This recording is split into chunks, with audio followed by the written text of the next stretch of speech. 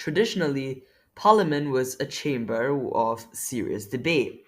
When you were in Parliament, you were expected to adhere to a certain code of conduct, have some respect for the rules, have some decorum, and speak with some seriousness, at least to a certain extent. While some people may not have agreed with the exact way it was done, most people can agree that those debates, which were filled with content and robust, are much better than what we have now. Take a look. To the Sigmas of Australia, I say that this goofy air government have been capping. A few of you may remember when they said there'll be no phantom tax under the government I lead. They're capaholics. They're also yapaholics. They must have brain rot from watching too much Kai Cenat. But the truth is that that's not really how you can conduct politics.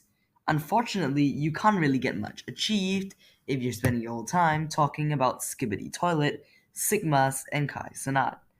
Now, the truth is that unfortunately there are more and more politicians doing this thing.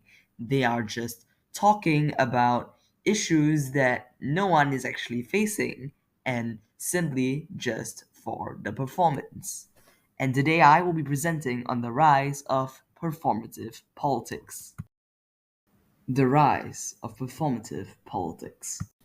Now, in my opinion, there are three reasons why performative politics has become so much more popular, and we'll be going through them today. Number one is due to publicity, number two is due to money, and number three is due to you'll see for yourself. Let's start off with publicity. Now, the idea of doing performative politics for publicity is really, really simple. You basically say or do something outrageous or crazy or insane, and based on that, you get to bring attention to the cause that you are fighting for. That's how protests work. Unfortunately, some of these causes aren't even causes, but just personalities. Like when Congresswoman Marjorie Taylor Greene, you know what? Watch for yourself. To travel across state lines from California to Washington, D.C. on June 15th. Mr. Shapley, you started an investigation into Hunter Biden, codenamed Sportsman, which opened in November of 2018. Yes, unfortunately, that was real. Marjorie Taylor Greene took naked photos of Joe Biden's son, Hunter Biden, to present them at the House Oversight Committee. And here's more from Miss Greene during her re-election or election campaign. And in 2022, I'm going to blow away the Democrat socialist agenda.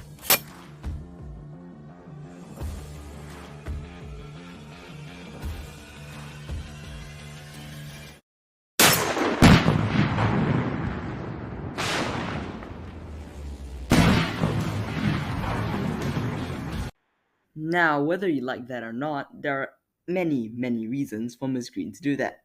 A clear one is to raise her profile.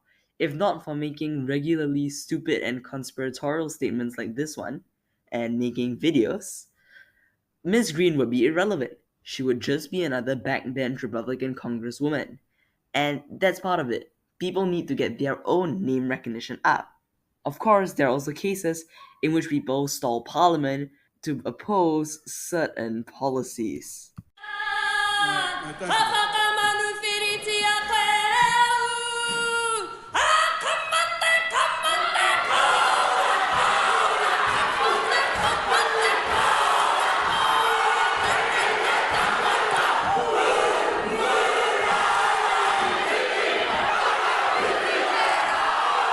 Obviously, that was kind of useless because a majority of parliament supported the law, and thus it didn't really matter. It wasn't even a filibuster.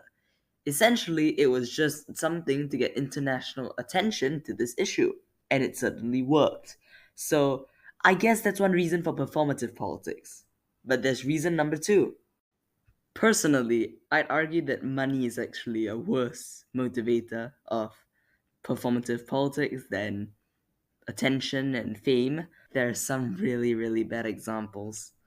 There is this website where you can essentially pay celebrities to say stuff, and Now Reform UK leader and Brexiteer Nigel Farage was on there, and he said some questionable things. I hope you have a great birthday. Now, it's a bit early in the day, so all I've got actually is coffee, but I hope you enjoy a few pints with the lads tonight. Up the rah! In case you thought you misheard, yes, that's what he said. Up the Rah. The Rah refers to the Irish Republican Army, which essentially committed some terrorist attacks in Northern Ireland. Not ideal. Of course, money doesn't have to mean direct money from these websites like Cameo. It could also mean radicalizing yourself into becoming a celebrity of sorts and then getting more ad revenue, like our wonderful friend from the Netherlands, Thierry Baudet. Ik heb gezegd dat ik niet het gevestigde verhaal geloof over 9/11. Het bestaat niet dat het zo gegaan zou zijn zoals men zegt dat het gegaan is met die kapers in die vliegtuigen. Dat die vliegtuigen die gebouwen uit het niets hebben laten neerstorten. Dat is extreem onwaarschijnlijk. Gebouw nummer 7 in Manhattan is uit het niets naar beneden gegaan op diezelfde dag. De maanlanding, daar geldt eigenlijk hetzelfde voor. Hè? Er zijn heel veel extreem merkwaardige dingen aan dat hele verhaal. Ja. Al is het maar dat wij daarna, als het allemaal waar zou zijn, nooit meer daarheen zijn gegaan. Waarom niet? Gevraagd aan de baas van de NASA. Essentially, Baudet is seen in the video just saying that 9/11 and the moon landing were fake. Now, that's not something he believed in until very recently. He used to be a normal politician, and obviously he's become this conspiracy theorist. And there are reasons for Baudet becoming a conspiracy theorist. And the big one is because it makes much more ad revenue and it makes him much more money. Now, I know this one may seem very offensive, but let's be honest, some of these are just plain stupidity. Not every single politician is an educated Harvard elite who knows what they're talking about and is just toying around with you. Some of these guys are genuinely so stupid. And my favorite one is Janusz Korwin-Mikke. Earn less than men because they are weaker, they are smaller, they are less intelligent, and they must earn less. That's all. But at least he's composed in this clip. Here's another one which he does something that I wouldn't recommend anyone to do. We are voting for unification of everything. You are not for diversity, but for unification.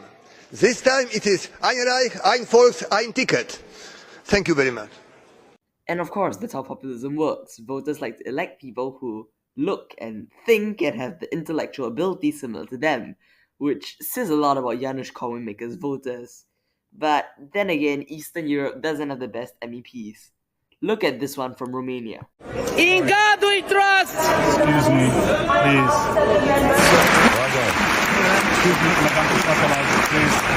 It's allowed to do everything I want. I have the right to speak! I was voted by Romanians! And you killed people in Romania!